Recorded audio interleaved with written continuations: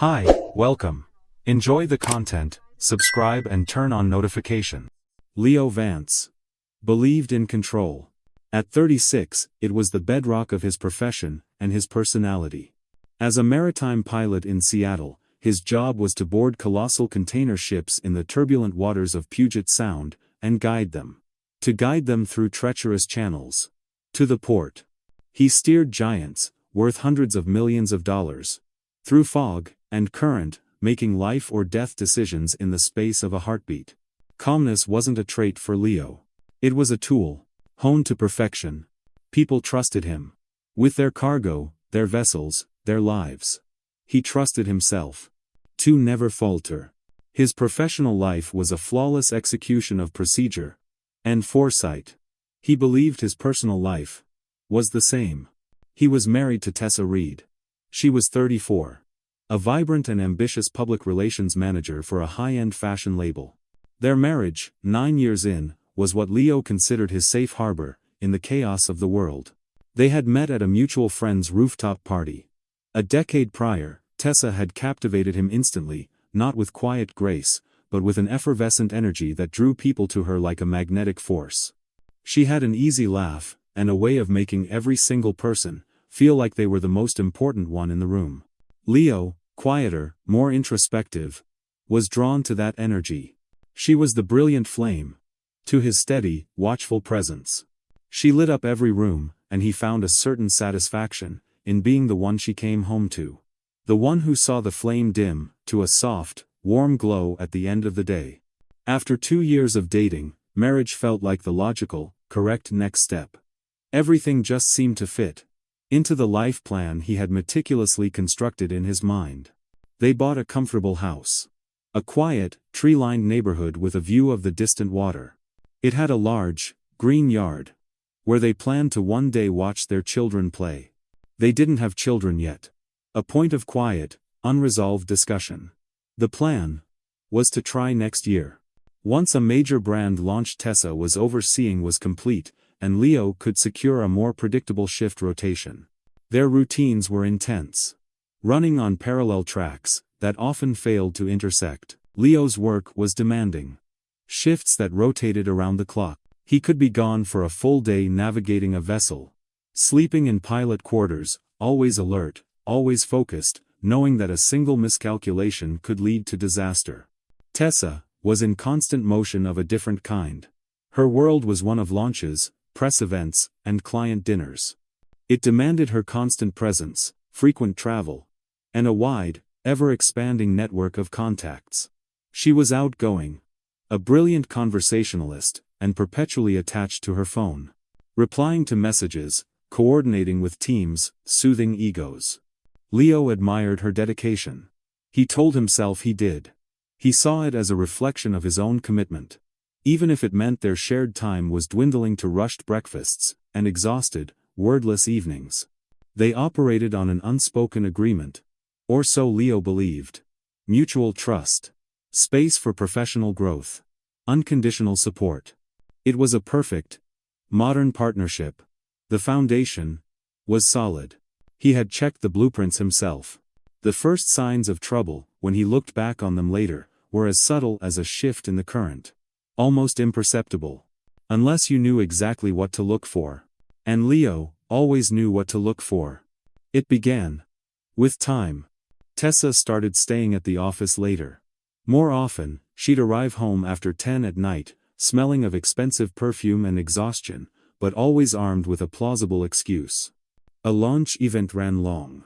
A last-minute crisis with a demanding client. A technical issue with a presentation, she had to fix it in person. Leo, the ever-understanding husband, never questioned it. He trusted her. More than that, he understood the demands of a high-pressure career. He would simply nod. Heat up the dinner he'd saved for her. And listen. Then came the trips. Tessa had always traveled for work. Portland. San Francisco. But in the past few months, the trips had become more frequent. And closer to home. A strategy session, in Bellevue. A store opening. In Tacoma. A client meeting, in Kirkland. Always nearby. Always just for the day. But they served to keep her away fracturing their evenings, their weekends. It was during this period that Leo began to notice a different kind of change, one that was emotional, not logistical. Tessa became more distant. Their conversations grew shallow, revolving around schedules and household chores. She was always distracted, her attention held captive by the glowing screen of her phone, even as they sat across from each other at the dinner table. He would watch her as she scrolled, a small, private smile playing on her lips. It was a smile of genuine amusement, of secret connection. It was a smile, he realized with a cold pang in his chest, that he hadn't seen her direct at him in a very long time. When he would ask, she would give a vague, dismissive answer. Oh, just a ridiculous meme from the work group chat. Or, a friend is sharing some absurd gossip. Leo wanted to believe her. He told himself he was tired, that the stress of his job was making him paranoid. He was a man who dealt in facts and certainties, not vague, unfounded suspicions. But a growing unease began to gnaw at him. A subtle corrosion of the peace he so valued. He started to pay closer attention. Not as a suspicious husband, but as a pilot, scanning the horizon for the first sign of a storm. He noted the times she came home. In a small, private journal. He mentally catalogued the frequency of her trips. He was just gathering data. He told himself. He wasn't accusing her of anything. He was simply observing. The turning point, the moment the data formed an undeniable pattern, came on a crisp Friday in October. Leo was scheduled to work until 5. But a last-minute change meant his job was done by 3. He was free. His first thought was to surprise Tessa. He knew she was at her downtown office, finalizing details for a massive holiday campaign. He imagined picking her up early, taking her to that small Italian restaurant she loved on the waterfront. It was an opportunity, he thought, to reconnect. It was a perfect plan. He got in his car and drove. The receptionist at her office greeted him with a warm smile. "Hi, Leo, here for Tessa?" He nodded. "Thought I'd steal her away for an early dinner." The receptionist's brow furrowed. "Oh. But she left, over an hour ago. Said she had an off-site meeting." A knot of ice formed in Leo's stomach. An hour ago. Tessa had texted him just 2 hours earlier, saying she would be swamped at the office until at least 8. Why lie? Down in his car, his heart was pounding. He tried to rationalize. Maybe she forgot to update him. Maybe her phone died. But the unease had now grown into a sharp, painful certainty. Then he remembered. The location sharing feature. A safety precaution. Her idea. He pulled out his phone. His fingers moving with a cold, detached precision. He opened the tracking app. He saw her icon. A small red dot, blinking. Blinking at an address on the edge of the city, near the industrial waterfront. An area of modern, nondescript business hotels. He zoomed in. The name came into focus. The Cedar Crest Hotel. With a sickening lurch, he clicked on the location history. The ground seemed to vanish from beneath him. The same hotel. Appearing repeatedly, over the past 2 months. Always on Wednesdays. And Fridays. Always. In the afternoon. He didn't think. He acted. He started the car and drove. His knuckles white on the steering wheel. The 20-minute trip felt like an eternity. He saw her car. Parked near the side entrance. His stomach churned. He walked into the lobby. He approached the front desk. And the calm descended upon him. His professional mode. "Good afternoon," he said, his voice even and steady. "My wife, Tessa Reed, has a reservation. She asked me to meet her. But I seem to have forgotten the room number." The attendant hesitated. He typed. "Ah, yes. Miss Reed. Room 312. But per policy, I do need to call the room to confirm." Leo didn't wait. "Thank you. That's all I needed." He turned. And walked directly toward the elevators. He rode to the 3rd floor. His heart hammering. His palms sweating. The hallway was silent. Room 312 was at the very end. He stopped. He took a single, deep breath. And then, he knocked. Footsteps. The door opened. A stranger stood there. A man of about 40. Hair damp from a shower. Wrapped in nothing but a white hotel towel. He looked confused. Yeah? Can I help you? Leo didn't answer him. His eyes moved past the man and into the room. He saw Tessa. She was sitting on the edge of the unmade bed, wearing a white hotel robe. Her hair messy, her face pale as paper. Her eyes met his. And in them, he saw pure, unadulterated terror. She froze. Leo, she breathed. A strangled whisper. The man in the towel turned, and finally understood. He stepped back. Look, man, I can explain. Leo cut him off with a look. A look of such cold, absolute authority, it made seasoned sea captains flinch. You don't need to, he said. His voice dangerously quiet. He turned his gaze back to Tessa. She was standing now, shaking uncontrollably. Get dressed, he commanded. We're going home. His voice was low, controlled. But there was a chill in it that made Tessa nod without a word. She scrambled to grab her clothes, and rushed into the bathroom. The man tried again. Dude, I'm really sorry. I didn't know she was. Leo raised a single hand, silencing him. I don't care who you are, he said, his voice flat, devoid of emotion. But you will soon. He turned and walked back down the hallway to wait. The drive home was a silent, suffocating nightmare. Leo drove on autopilot. The shock had passed, replaced by a cold, crystalline clarity.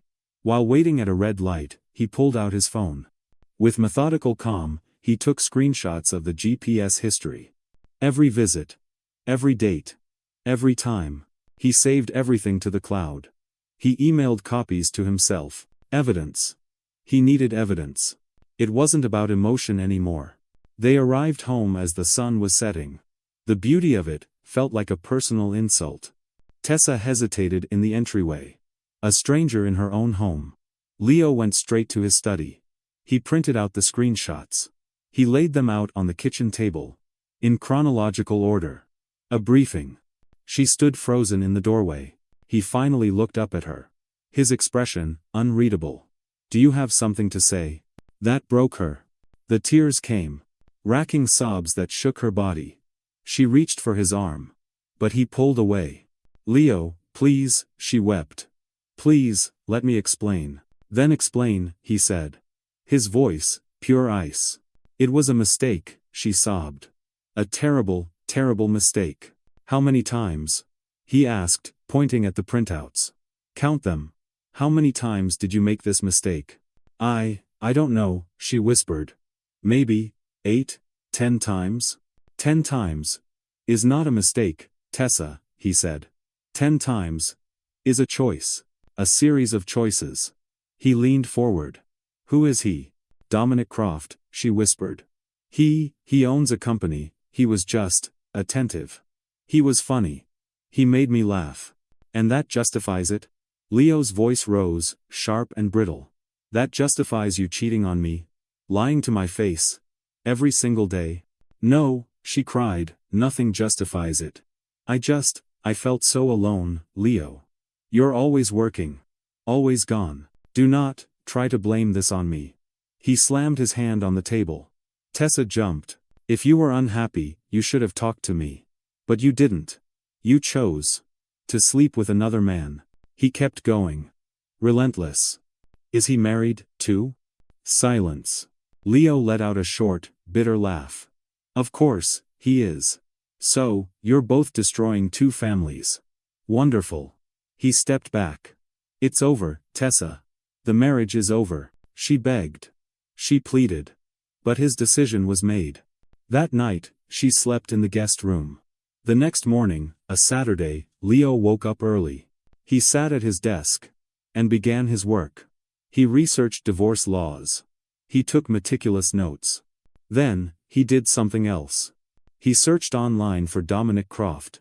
He found his social media profile. Public. He was married to a woman named Helena. They had 2 young children. The page was a gallery of a happy family. Leo felt a brief pang of something. But he pushed it down.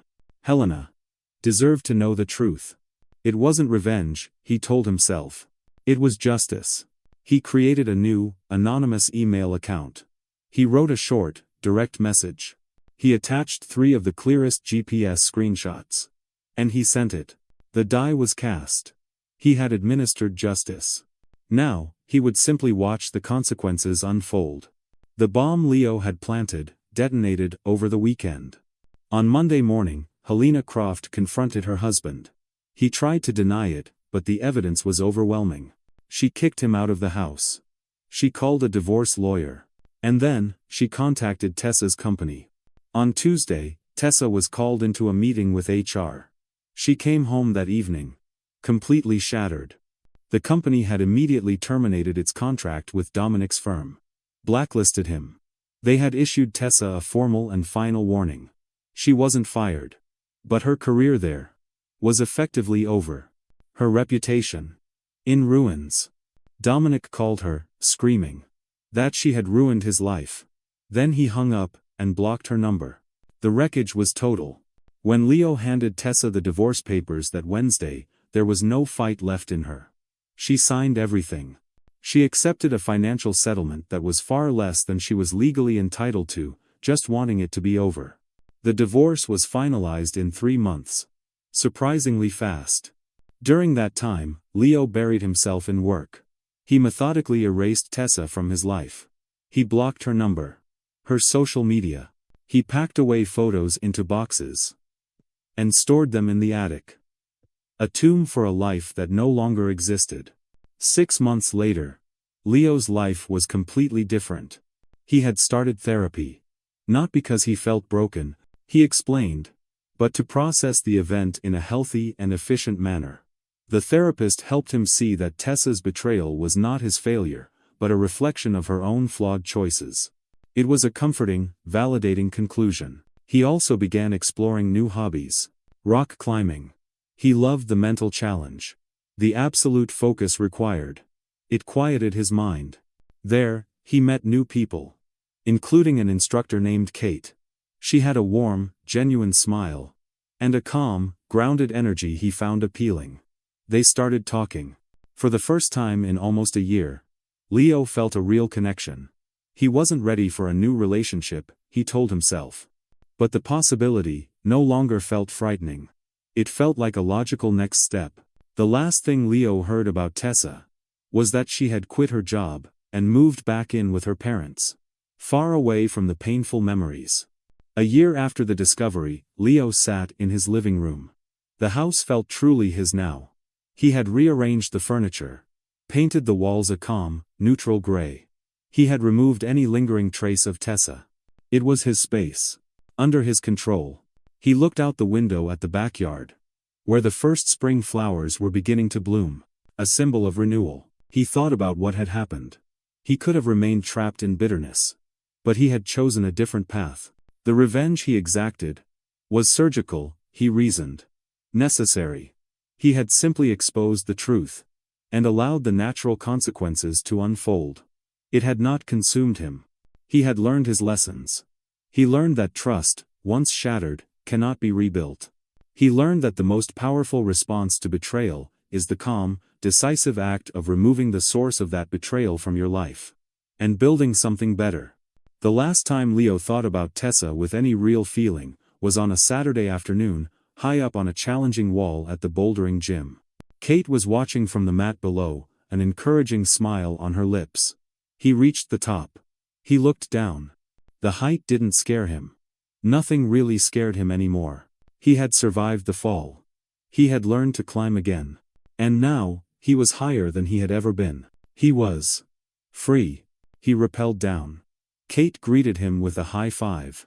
That was amazing, Leo. Just takes focus, he said, a small, confident smile on his face. Later that evening, after he and Kate had dinner, he dropped her off at her apartment. On the drive home, he stopped at a red light. He pulled out his phone. A reflex.